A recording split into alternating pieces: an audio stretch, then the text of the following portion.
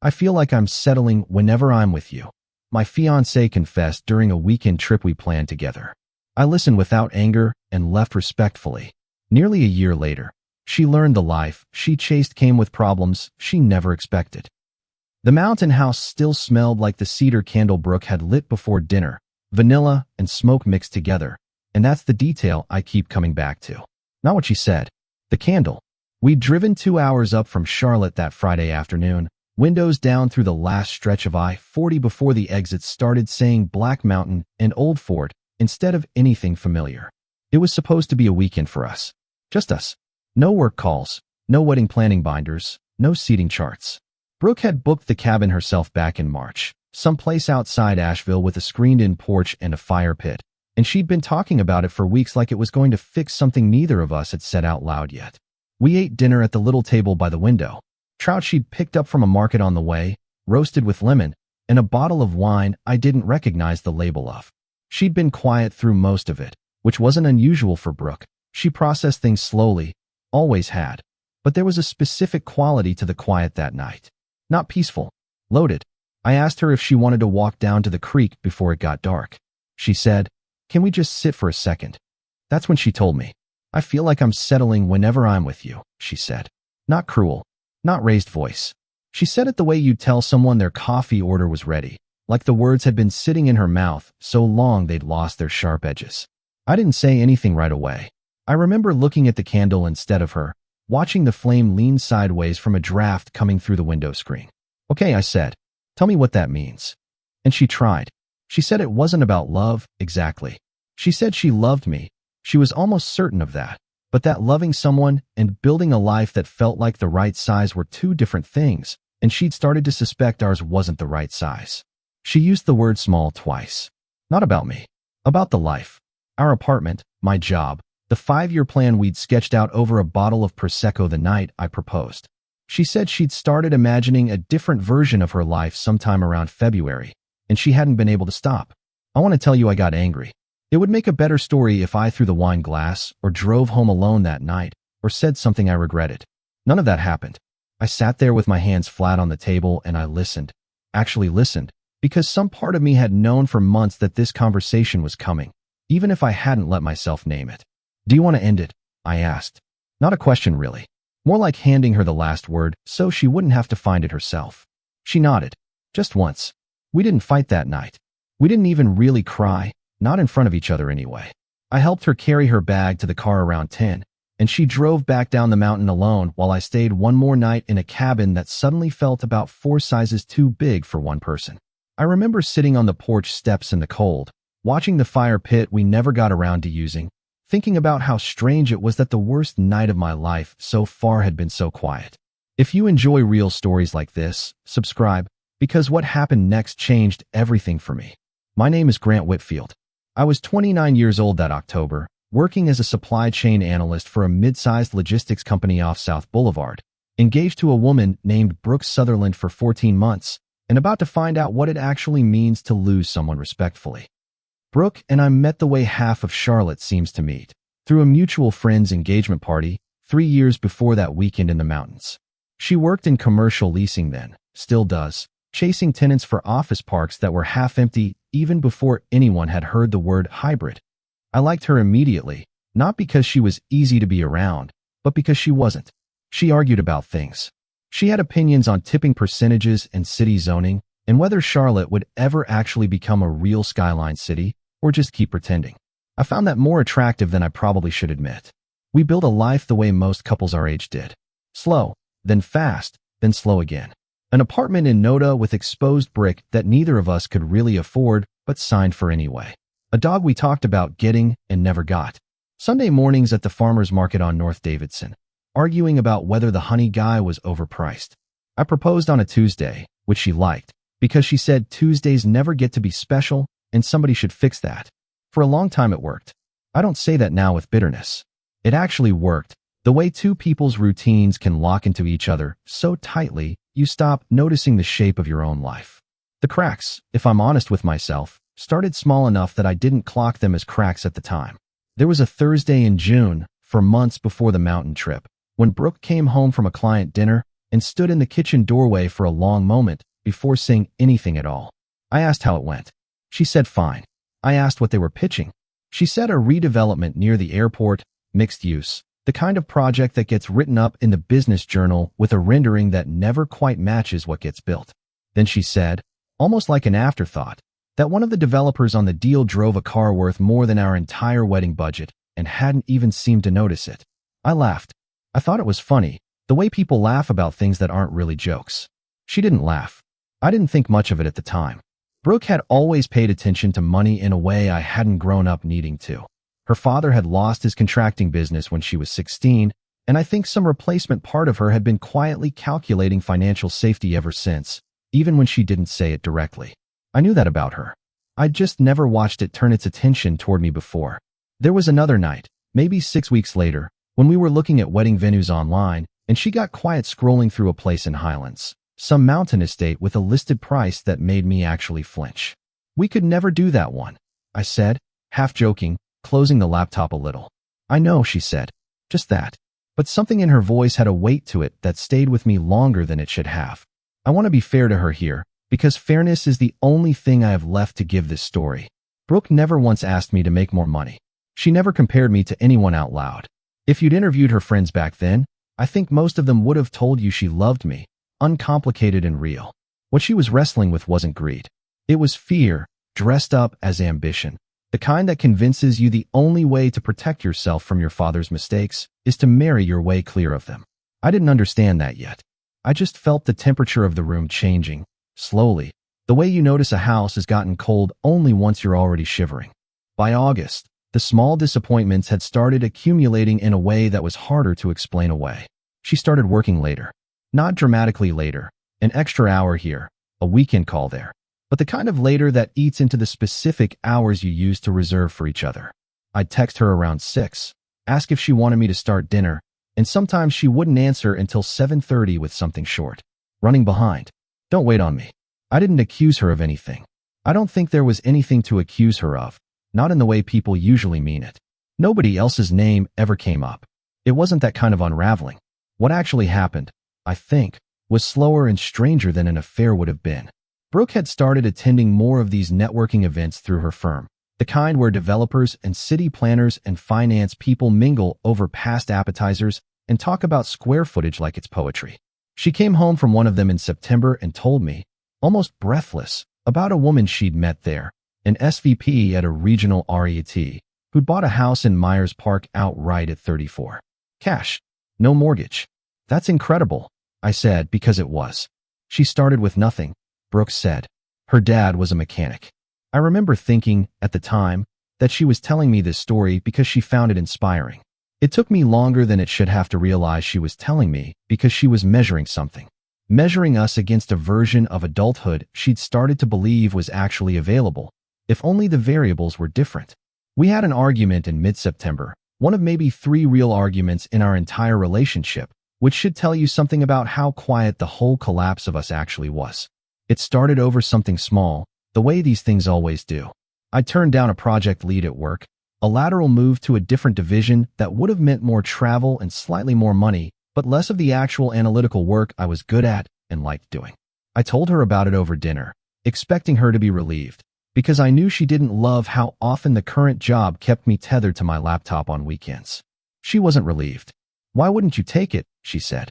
Not really asking. Because I'd hate it, I said. It's basically account management. I'd be flying to Memphis every other week talking to people about pallet racking. It's $40,000 more a year, Grant. I know what it is. Then why? I remember putting my fork down. Because I don't want to build a life I have to survive just so the number's bigger. She didn't say anything for a while. Then she said, quietly, sometimes I think you don't want anything enough. That sentence stayed in the apartment with us for days afterward, the way a smell does. I didn't know how to answer it because some part of me suspected she wasn't wrong, not about the wanting, but about what I was and wasn't willing to want on someone else's timeline. I liked my job. I liked our apartment. I liked Sunday mornings at the farmer's market and the particular unremarkable shape of the life we'd built. I didn't understand, not yet, that liking a life and being trusted to grow one are 2 very different currencies, and Brooke had started needing the second one more than the first. We didn't talk about it again directly. That was its own kind of problem. We'd both gotten so good at not saying the actual thing that the actual thing just kept circling underneath everything else we did say, waiting. The trip to the mountains had been Brooke's idea, and looking back, not performing it, I think some part of her had already decided by the time she booked it. I think she needed one more weekend of trying, of giving the version of us she still half believed in a fair last chance, before she let herself say the sentence about settling out loud. I didn't see it coming that specific night. I want to be honest about that. I knew we were strained. I didn't know we were finished.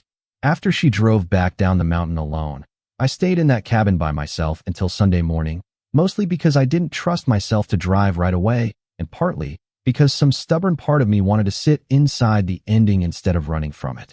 I didn't call anyone. I sat on the porch with a blanket around my shoulders and watched the ridge line go from black to gray to the color mountains turn just before sunrise. This pale blue that doesn't have a name I know. I thought about the candle, the trout, the way she'd said settling, like she'd rehearsed it in the car on the drive up, maybe turned it over so many times in her head that saying it out loud finally felt like relief instead of cruelty. I didn't hate her. That's the part people find hardest to believe when I've told pieces of this story since. I didn't hate her, and I don't think I ever really got angry, not the kind of angry that needs somewhere to go. What I felt, sitting on that porch, was something closer to recognition. Like watching a bridge you'd been driving over for years finally show the crack that had probably always been there. I drove home Sunday afternoon. Brooke had already moved half her things out of the apartment by the time I got back. Not all of it, not dramatically, just enough that the space suddenly looked different. Her side of the closet had gaps in it. The coffee mug she used every morning, the one with the chip in the handle she refused to throw away, was gone from the drying rack. She'd left a note on the kitchen counter. Not long. She said she was staying at her friend Dana's place for a while, that she was sorry, that she still cared about me, and that she thought I deserved someone who could give me the version of this I actually wanted. I read it twice, and then I didn't cry, not that night. I made myself dinner I didn't taste, and went to bed at 9:30 like it was any other Sunday, because some part of me understood that whatever came next was going to require more strength than crying would leave me with.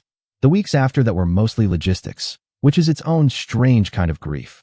Splitting a lease. Figuring out whose name was on the renter's insurance.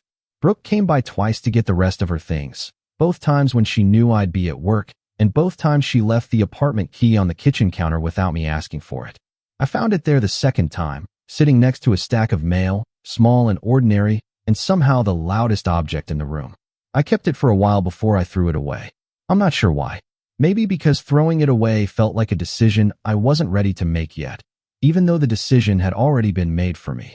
My mother called that first week, the way mothers do when news travels faster than you want it to. Brooke had apparently told Dana, and Dana had mentioned it to her mother, who played tennis with mine. Charlotte's a big small town like that. You doing okay? My mom asked, in the voice she used when she already knew the answer was no, but wanted to hear me say it anyway. I'm fine, I said, which wasn't a lie exactly. I wasn't falling apart. I was just quiet in a way I hadn't been before, the kind of quiet that takes up residence in your chest and doesn't announce when it's leaving.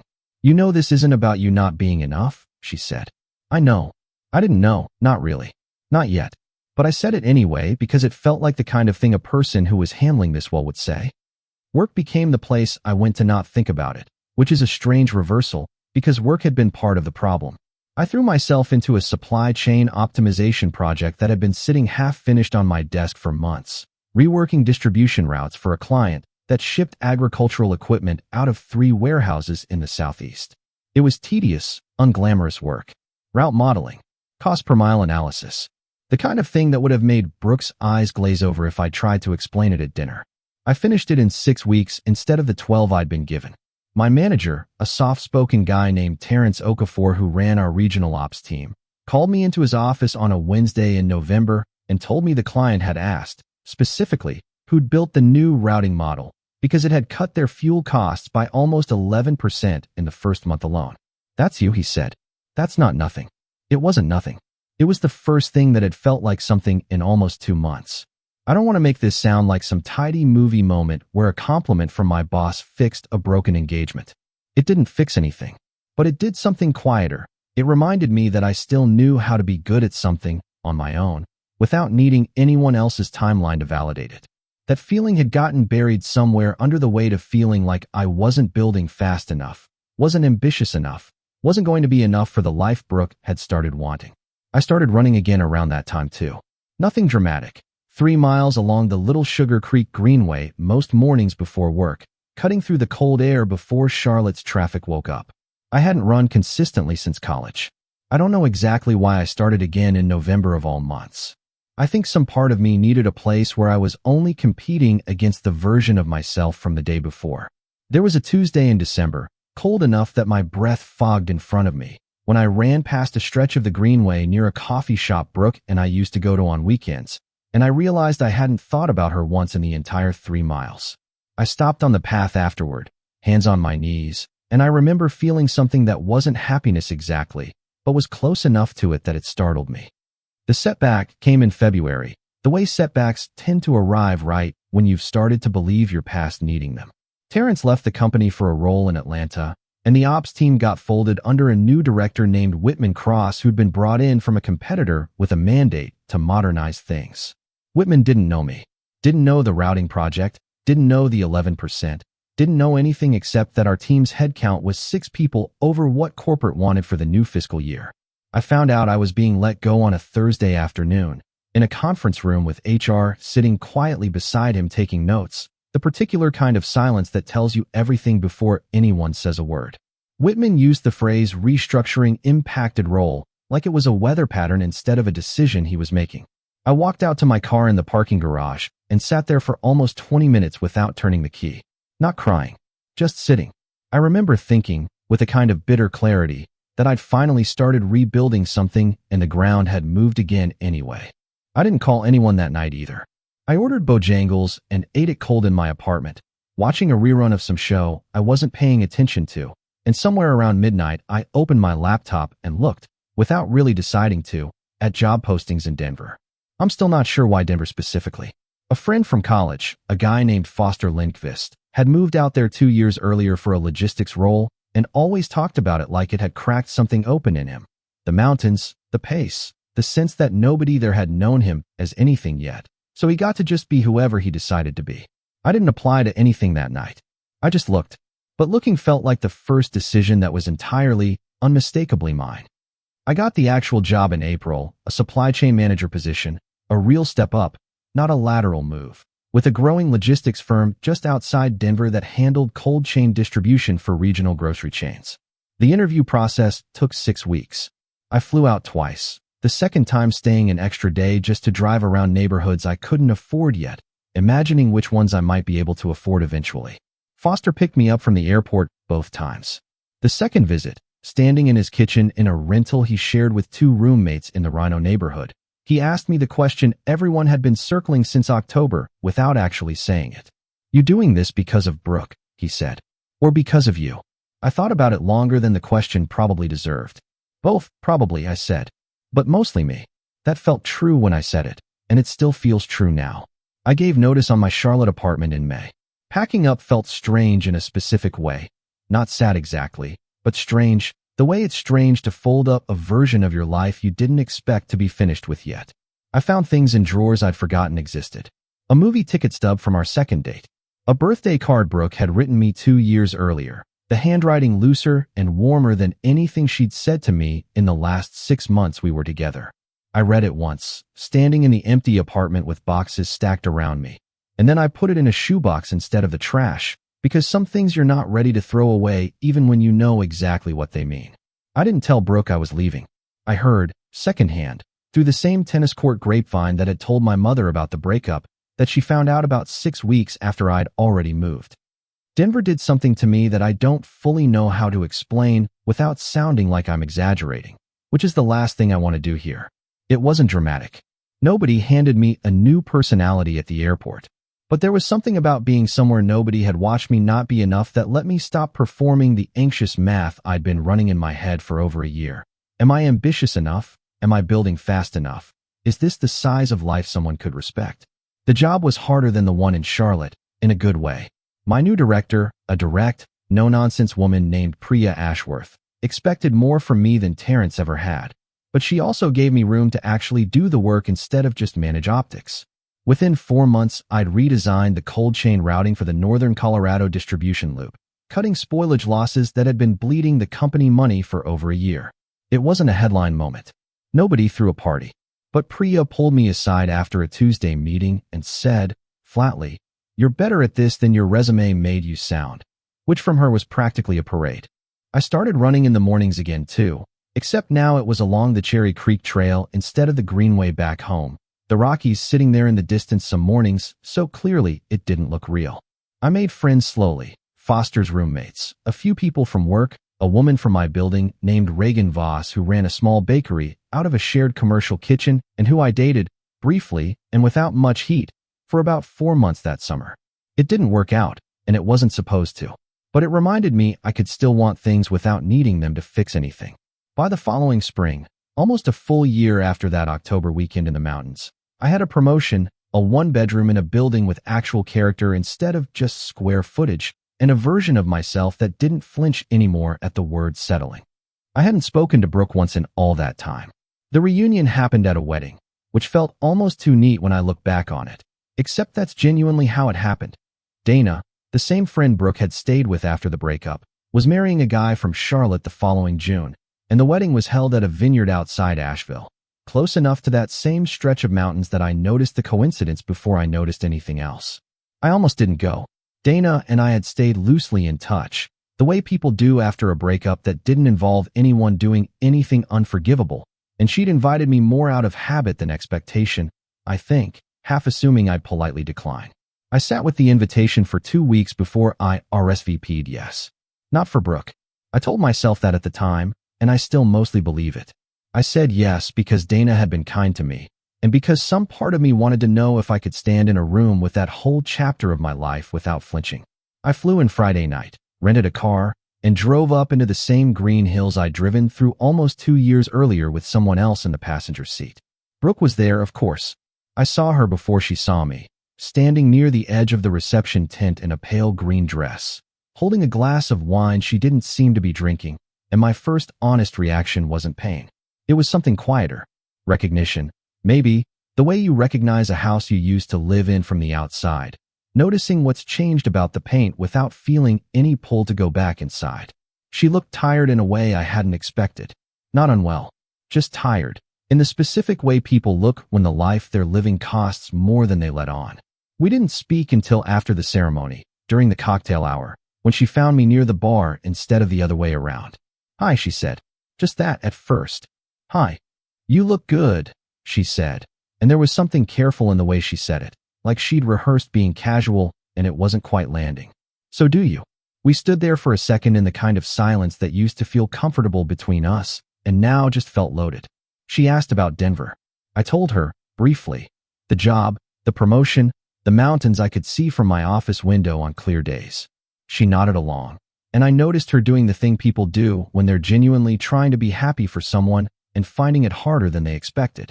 "I heard you're engaged," I said, because I had heard, the same way I heard everything about her now, secondhand, filtered through people who thought I'd want to know and were usually wrong. Something crossed her face. "I was," she said. "We ended it in March." I hadn't heard that part. She told me, in pieces, over the next 20 minutes, standing near a cluster of string lights while the band played something slow behind us. His name was Holt Ferraro, a private equity guy she'd met at one of those networking events 18 months after we split, the kind of man who did in fact buy his own house in Myers Park before he was 35, cash, the exact story she used to tell me like a parable. She said the first year had felt like everything she thought she wanted. Weekend trips to places she used to only see on Pinterest boards. A ring that made her co-workers actually gasp. A calendar full of things that looked, from the outside, like the life she'd been chasing. It was exhausting, she said, quieter now. Every dinner was a performance. Every vacation was for somebody's Instagram, including mine. He didn't want a partner. He wanted an accessory who could hold a conversation about macroeconomics at dinner parties. She looked down at her glass. "I used to lie awake some nights and think about how quiet things used to be. With you." I didn't understand that quiet wasn't the same as small. I didn't say anything right away. Some old instinct in me wanted to comfort her, smooth it over, the way I used to when she was stressed about a deal falling through. I didn't do that this time. I just let the sentence sit there between us, because it deserved to sit there, unclaimed by either of us. I'm sorry that happened to you, I said, finally, and I meant it. Not vindicated, not smug, just sorry, the plain kind. I'm not asking you to feel sorry for me, she said quickly. I'm not telling you this so you'll... She stopped herself. I don't even know why I'm telling you this. You can tell me, I said. I'm not going to use it against you. She looked at me for a long moment, like she was trying to find the version of me she remembered underneath the one standing in front of her now, and not quite succeeding, and something in her expression told me she found that both sad and, in some smaller way, relieving. You seem different, she said. I am. Good different. I think so. She laughed, short and a little unsteady. I used to think you didn't want enough, she said. I think I had it backwards. I think I didn't know what I actually wanted, and I mistook wanting more for wanting better. I didn't correct her. I didn't need to. Some truths land better when a person says them to themselves, out loud, without anyone helping. We talked for a while longer, easier after that. The way two people can talk once the hardest sentence has already been spoken and there's nothing left to protect. She asked about my parents. I asked about her mother, who'd been sick that winter and was better now. We didn't talk about getting back together. I want to be honest about that, because I think if I said we did, it would cheapen everything that actually happened. At one point, near the end of the night, she said, for what it's worth, I don't think I was settling. I think I was scared, and scared felt like the same thing as settling for a long time, and it took losing something better to figure out the difference. I believe you, I said. Do you forgive me? I thought about the candle, the trout, the porch steps at 4 a.m, watching the ridge line change color, the apartment key on the counter, all the small, ordinary things that had quietly built the shape of my grief for longer than I'd wanted to admit. I don't think there's anything to forgive, I said. You told me the truth. That's more than a lot of people get. She nodded, and I saw something loosen in her shoulders, some weight she'd apparently been carrying since October 2 years before, set down for the first time. We said goodbye a little after 11, near the parking area, the band still playing faintly behind us. She hugged me, briefly, the kind of hug that closes a door gently instead of slamming it. I hope Denver's everything you wanted, she said. I hope you find whatever that is for you too, I said. Whatever size it ends up being. She smiled at that, small and real, and walked back toward the tent alone. I flew home to Denver the next afternoon, and somewhere over Kansas, looking down at the flat brown grid of farmland 30,000 feet below, I found myself thinking not about Brooke, but about the version of me who used to sit at that kitchen table with her, quietly wondering if he was enough. I didn't feel triumphant. I didn't feel like I'd won anything, because there wasn't a game being played. Not really, just two people who'd wanted different sizes of the same life, and hadn't been brave enough to say so until the weekend a candle burned sideways in a mountain cabin window. I still have that birthday card, the one with her looser, warmer handwriting from before things got complicated. It's in a box in my closet now, next to some other things from that life. A movie ticket stub, a photo from the farmer's market I never got around to throwing away. I don't look at them often, but I haven't thrown them away either, because I think some part of honoring what happened is letting it stay exactly as complicated as it actually was, instead of flattening it into a story about a villain and a man who came out ahead. That fall, I ran the Denver Marathon, something I'd started training for almost a year earlier without telling anyone why. I finished in just under 4 hours, which isn't fast, but it was mine, built one cold morning at a time along a trail with mountains in the distance that had nothing to do with anyone but me. Priya took the team out for drinks after a big contract renewal that November, and somewhere in the middle of an ordinary Thursday night, laughing about something that doesn't even matter enough to remember clearly anymore, I realized I hadn't thought about the apartment key on the counter in months. I still think about the candle sometimes. Not with grief anymore.